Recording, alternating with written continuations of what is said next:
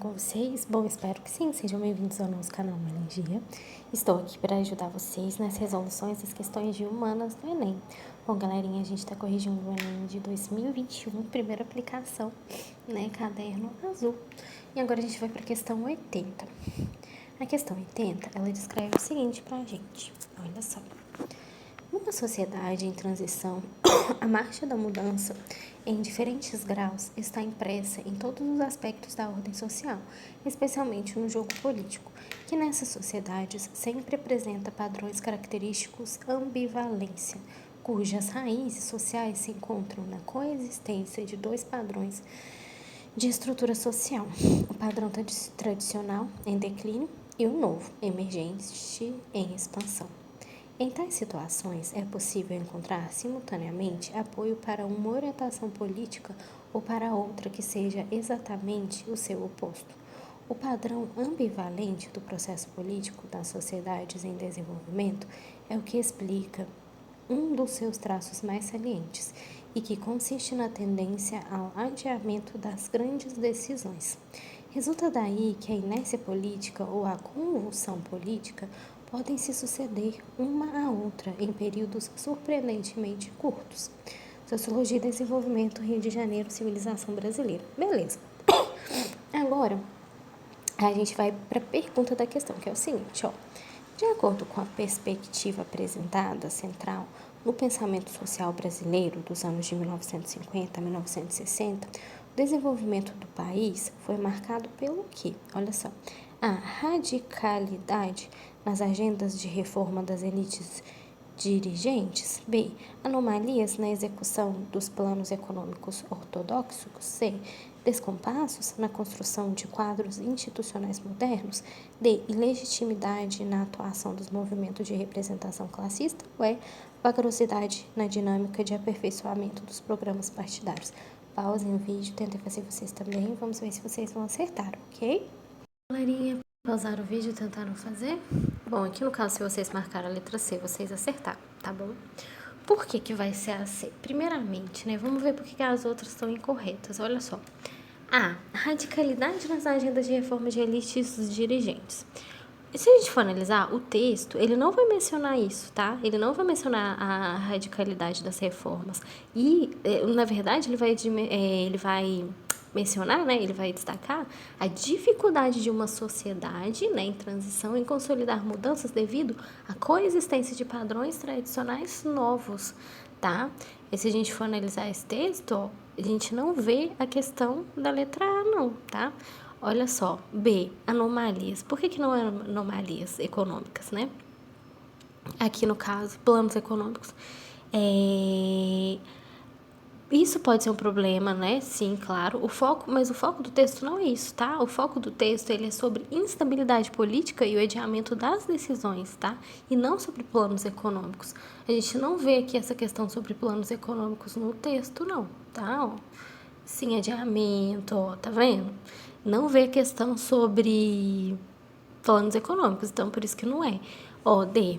Legitimidade na atuação dos movimentos de representação classista. Ele não vai discutir isso, tá? Esses movimentos.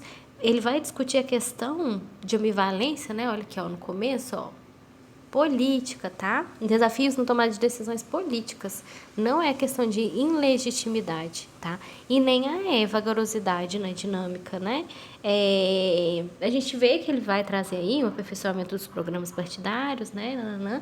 Só que a questão central dele vai ser a dificuldade em construir novas instituições em um ambiente ambivalente e não especialmente sobre vagarosidade, tá? De programas partidários. Por que que é a C? A C, olha só, descompassos na construção de quadros institucionais modernos. O que acontece? Ele vai refletir a ideia, né, que a sociedade em transição, né, que vai haver aí um descompasso nessa construção. Como assim, né? Que construção? A construção de novas instituições devido à persistência de padrões antigos. né? Olha só, cujas raízes sociais encontram coexistências, padrões, né?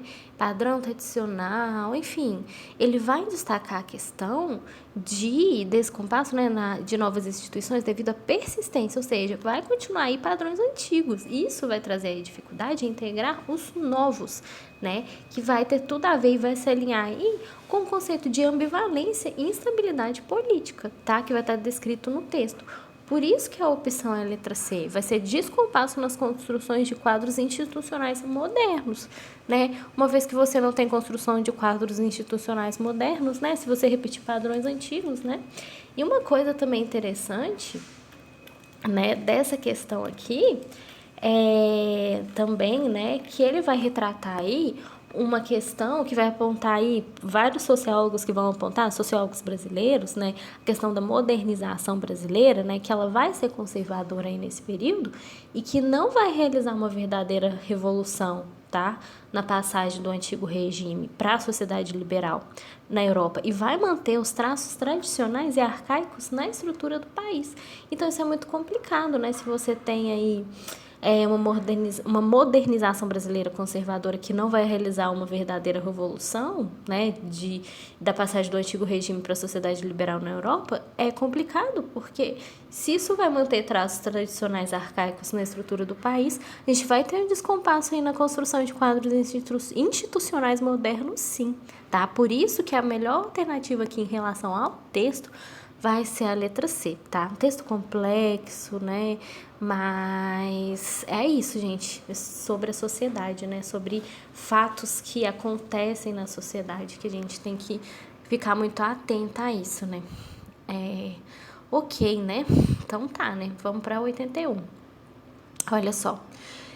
Manifesto dos Pioneiros da Educação Nova, 1932. A nova educação, alargando sua finalidade para além dos limites das classes, assume uma feição mais humana.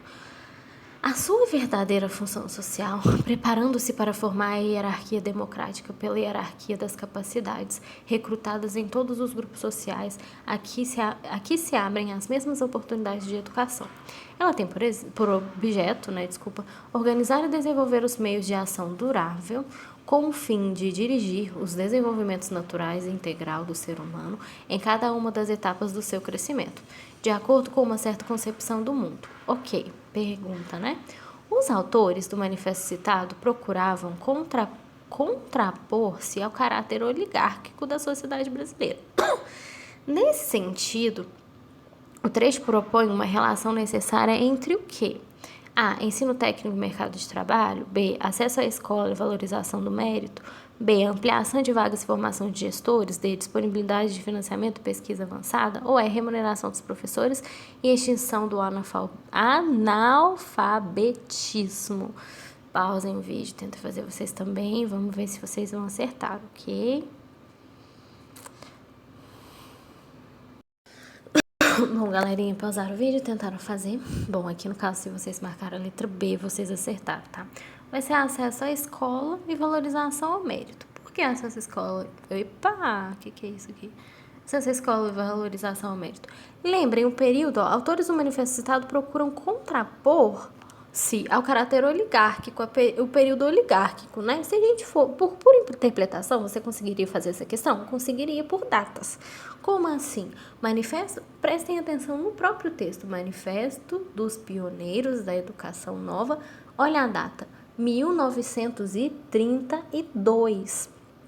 Gente, a gente tem uma coisa aqui, né, sobre educação nova, alargando sua finalidade para além dos limites de classe, assume uma feição mais humana, verdadeira função, preparando-se para formar a hierarquia democrática pela hierarquia das capacidades, recrutando grupos sociais que abrem as mesmas oportunidades de educação, né, o objetivo de organizar, desenvolver meios. Enfim, a gente vê uma questão, sim, de auxílio na educação, tá? Ó, ao fim de dirigir o desenvolvimento natural e integral do ser humano, cada uma das etapas, o seu crescimento, né, de acordo com uma certa concepção do mundo. Pela data, por que você poderia olhar as alternativas pela data né, que ficaria mais fácil. Olha só, ensino técnico e mercado de trabalho, gente, Manifesto dos Pioneiros da Educação Nova, 1932. Nessa época, nesse período, nem se falava sobre isso, né? Claro que, assim, é muito complicado, né? É muito difícil, assim, a questão. Mas a gente pode analisar, na contemporaneidade, que, felizmente, né, graças a Deus, o ensino técnico e o mercado de trabalho estão sendo aplicados agora na contemporaneidade, estão se desenvolvendo. Olha o período que foi divulgado isso, né, 1932, gente, tem muito tempo. Então, assim, não era questão da época, tá? Se você for analisar, por que não é letra A? Porque não era questão da época, tá? E sim acesso à escola. Ampliação de vagas, formações de gestores, muito menos, tá? Disponibilidade de financiamento, gente, a gente sabe como é difícil financiamento de pesquisas, tá? Nas universidades, né? Nas faculdades, enfim, é muito difícil, né? E a pesquisa precisa ser valorizada, né? Ela precisa ser reconhecida. E nesse período, gente, muito menos, tá? Não era isso, disponibilidade de financiamento. Eles não estavam preocupados com isso, e muito menos com remuneração dos professores e extinção do analfabetismo, tá? Os professores, a luta deles é grande para eles serem valorizados até hoje, né? Existe greve, enfim, existe luta dos professores. Então, assim, não é esse sentido, tá? Aqui a letra B vai ser, a alternativa vai ser acesso à escola e valorização do mérito. A partir da data, você pode comparar simplesmente pela data, tá? Nesse período, além do texto, claro, mas a própria data já te descreve aí o que estava acontecendo nesse período, viu? Por esse motivo aí que vai ser a letra B, vai se tratar de acesso à escola e valorização do mérito, viu? Ok, né? Então vamos para 82 do Sócrates. Olha só, Meno, Platão. Olha só, o que descreve aí o texto, ó. Sócrates, quem não sabe o que é uma coisa como poderia saber de que tipo de coisa ela é? Ou te parece ser possível alguém que não conhece absolutamente quem é Meno?